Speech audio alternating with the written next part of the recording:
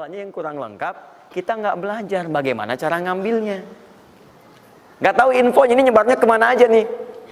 Yang paling repot itu adalah orang bikin usaha duluan. Usaha ini.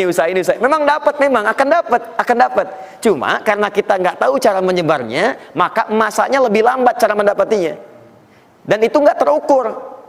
Nggak terukur dalam konteks apa? Dalam konteks memetakan aktivitas kita. Kadang-kadang, maaf, waktunya sholat masih sibuk nyari ini. Ya, jadi kita nggak bisa bagi kapan sholat, kapan baca Quran, kapan sedekah, kapan tilawah, kapan ngapalin Quran. Ingat, bahkan Allah langsung menamai ibadah ini dengan ibadah yang sifatnya bisa menambah rezeki. Cuman kadang orang nggak sadar, taunya diambil. Tapi kalau pengertian secara bahasanya sebetulnya bukan berkurang, nambah malah. Nambah. Cuman orang tuh nggak sadar ketika dia mau ditambah rezekinya, dia malah nggak mau. Karena merasanya diambil, dikurangi. Nah, ini yang disebut dengan mustaqarrah. Mustaqar tadi di Quran surah ke-11 ayat ke-6. Ini yang disebut mustauda'ah. Ya, menyebar.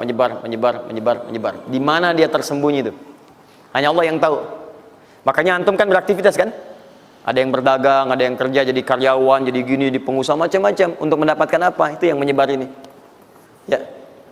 Dan menariknya antum kan minta kepada Allah, ya kan? Bahkan setiap dalam sholat, coba lihat, Isa aja tadi minta 4 kali. Masih ingat nggak? Ya, coba duduk di antara dua sujud itu. Ya, antum baca apa? Rabbil firli wajburni apa artinya warzuqni?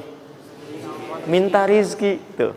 Antum minta rizki, antum ke pusat minta tuh kepada Allah. Ya Allah, saya minta rizki. Warzuq itu minta rizki. Ada yang belum tahu. Ya 4 kali Isa, warzuqni. Setelah Isa masih minta juga. Ya Allah, berikan saya rizki. Yang tadi apa dalam sholat? Warzuqni. Warzuq itu minta rizki. Antum minta ke pusat, tuh minta. Ya Allah, minta. Soalnya Allah disebarkan. Ambil. Cuman persoalannya yang kurang lengkap, kita nggak belajar bagaimana cara ngambilnya. Nggak tahu infonya ini nyebarnya kemana aja nih. Yang paling repot itu adalah orang bikin usaha duluan. Usaha ini. Memang dapat, memang akan dapat. Cuma karena kita nggak tahu cara menyebarnya, maka masanya lebih lambat cara mendapatinya. Dan itu nggak terukur. Nggak terukur dalam konteks apa? Dalam konteks memetakan aktivitas kita. Kadang-kadang, maaf, waktunya sholat masih sibuk nyari ini. Ya, jadi kita nggak bisa bagi kapan sholat, kapan baca Quran, kapan sedekah, kapan tilawah, kapan ngapalin Quran. Coba lihat Abu Bakar As-Siddiq radhiyallahu ta'ala anhu. Itu kan pedagang sukses, pebisnis sukses, hartanya banyak, tapi masih sempat sholat tahajud sampai khatam Quran. Masih sempat sehari punya program sedekah, sehari nengokin orang sakit, sehari bisa menyolatkan orang yang meninggal, sehari bisa nganterin orang ke alam kubur. Itu ketika Nabi tanya, siapa malam ini hari ini yang sempurna jamaahnya, ngacung semua. Siapa hari ini sudah sedekah, sebagian turun tangan, Abu Bakar masih angkat. Siapa hari ini yang sudah membaca Al-Quran, beliau angkat. Siapa hari ini yang nengok orang sakit, beliau angkat. Siapa yang hari ini sudah mengantar orang ke jenazah ke kuburan, beliau angkat. Semua yang dikatakan Nabi, beliau angkat tangan. Nah, pertanyaan saya itu bagaimana cara manage aktivitasnya? Karena beliau tahu kunci rezeki itu ada di sini. Kalau nyebarnya ke sini, maka beliau atur aktivitas ibadah saya ini yang ke sini, yang rezeki ini yang ini. Atur waktunya kapan mendapatkan yang ini, kapan dapat yang lain. Yang paling dahsyat ini nanti yang akan kita bahas. Ada rezeki bahkan yang belum dicari, dia sudah datang min haitsu la yahtasib, dari sisi yang tidak dia ketahui. Ya, nanti kita lihat dan kita buktikan dengan ayat-ayatnya. Satu, jenis pertama,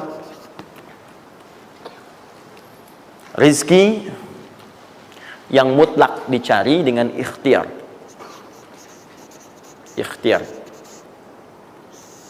Dalam tanda kurung usaha. Dalilnya Quran surah 53 ayat 39. Quran surah 53 ayat 39. Ya, malam ini insya Allah saya buka pintu yang pertama adalah pintu ikhtiar. Jadi antum kalau sudah tahu pintunya, nggak usah dari pintu ke pintu antum mengetok untuk menawarkan nama. Ya, karena ada yang dari pintu ke pintu, kok coba tawarkan nama gitu. Antum nggak usah gitu. Udah tinggal antum ini kan aja ini. Udah. Satu, ikhtiar lewat usaha. Turunan dalilnya, turunannya. Satu, Quran surah kedua ayat 168. Kalau ingin dipercepat, Quran surah kedua ayat 172. Kalau pengen lebih cepat lagi, Quran surah ke-7, oke dah, ayat 96. Dan sampai sini. Nah, kalau terjadi semacam terlihat ya pelambatan, maka ada teori, jangan dilihat sebagai pelambatan, tapi dilihat sebagai percepatan akumulasi. Ya, akumulasi supaya terkumpul lebih banyak pada saat antum membutuhkannya. Ya, nanti kita lihat dalilnya di Quran surah 46 ayat ke-15. Ya, ini wajib hafal ya. Tenang aja, pertemuan kita berikutnya kapan? Masih 1 pekan. Gampang. Masya Allah. Orang 3 hari apa 200 ayat Ali Imran. Masa sepekan antum berapa ayat sih ini? Gampang ini. Ayatnya juga pendek-pendek, insya Allah. Ya. Sudah? Jangan dulu dilihat, catat aja dulu. Kalau antum lihat sekarang, antum nanti udah ini duluan. Catat dulu aja. Sudah? Udah ya? Baik, ini udah. Nah, sekarang turunannya, kan ini baru intinya. Turunan amalannya. Ini wajib antum kerjakan. 1, di turunan amalannya. Quran surah ke-17 ayat 78 sampai 82. Ini wajib antum kerjakan. Demi Allah saya katakan wajib antum kerjakan. Kalau ini antum gak usah hafalkan untuk dites. Ini gak akan dites insyaallah. Tapi antum wajib amalkan saat nanti menunaikan ibadahnya. Baca ayat ini. Ya, dites oleh kita sih enggak. Cuman saat antum kerjakan mesti hafal ini saat ibadahnya. Ya. Karena antum akan baca dalam sholat. Ya. Sama aja dong. Ya. Teruskan. Terus. Quran surah ke-73 ayat 1 sampai 20. Tidak akan muncul di ujian.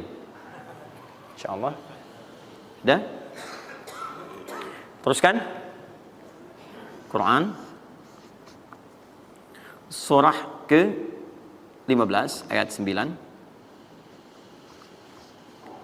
Dan Quran surah ke-54 ayat ke-17. 1 ayat saja. Mau 1 ayat, mau 4 ayat? 4 ya, boleh ya? 4 ayat ya, boleh ya? Ayat 17, ayat 22, ayat 32, ayat 40. 4 ayat. Insya Allah saya bermohon kepada Allah 4 ayat ini bunyinya sama supaya memudahkan hafalan antum.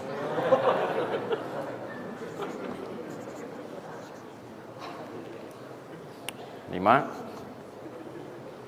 Sudah? Tahan.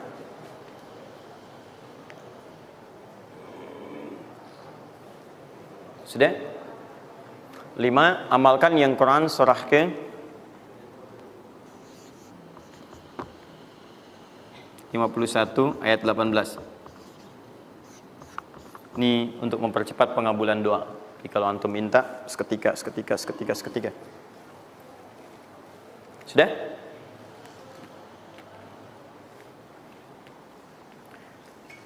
Mau saya kasih bonus gak? Enggak, bonus ini sifatnya spesial. Bahkan ketika antum mengerjakan, rezeki itu bisa datang. Dan saya langsung berikan contohnya. Tapi kalau ini saya tuliskan, wajib hafal. Siap ya? Karena ini tawarannya tinggi, ya. Pilih mana? Enggak saya kasih, antum cari sendiri, atau saya kasih, tapi wajib hafal. Boleh ya? Baik. Dan ini ayat pertama, mana panitia? Lihat ya, ingat baik-baik, ini ayat pertama yang akan menguji. Jadi password kunci pertama untuk masuk pekan depan, ayat yang ini. Quran, surah ketiga Ali Imran, ayat 35 sampai 39.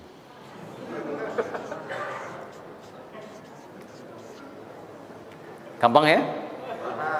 Alhamdulillah. Yang akan diuji hanya ayat 37-nya, 38 dan 39-nya. Yang diujinya 37, 38 dan 39. Panitia boleh acak mau tanya yang mana dulu ya. Tapi itu ayat yang pertama, yang selanjutnya 3 ayat berikutnya bebas pilih. Sudah? Nah, ini bagian pertama. Satu, rizki yang didapatkan dengan ikhtiar. Kedua, rizki yang didapatkan dengan bersyukur. Dua, dengan syukur.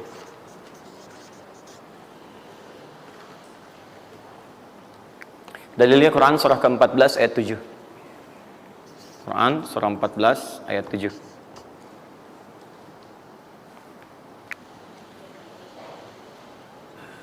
Yang saya kotaki itu yang dihafal ya. Yang saya kotaki itu yang dihafal.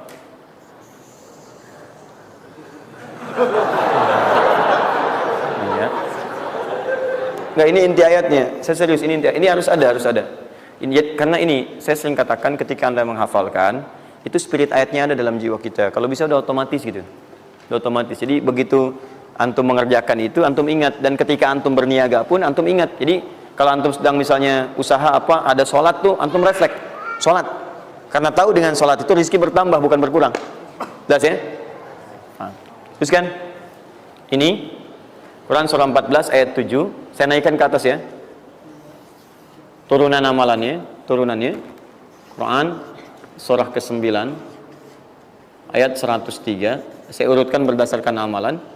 Dan Quran surah 9 ayat ke-60.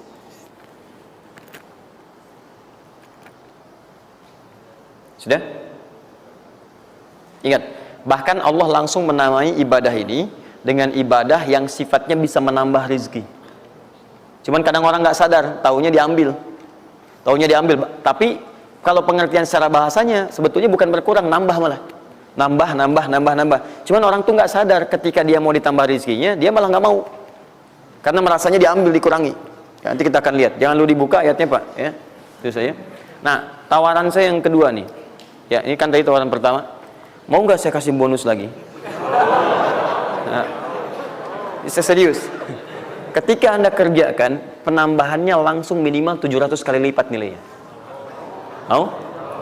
Alhamdulillah. Sama, ini 3, ini pun harus 3. Ya. Quran surah kedua ayat 261 sampai 263. Nah, ini saya kotakin.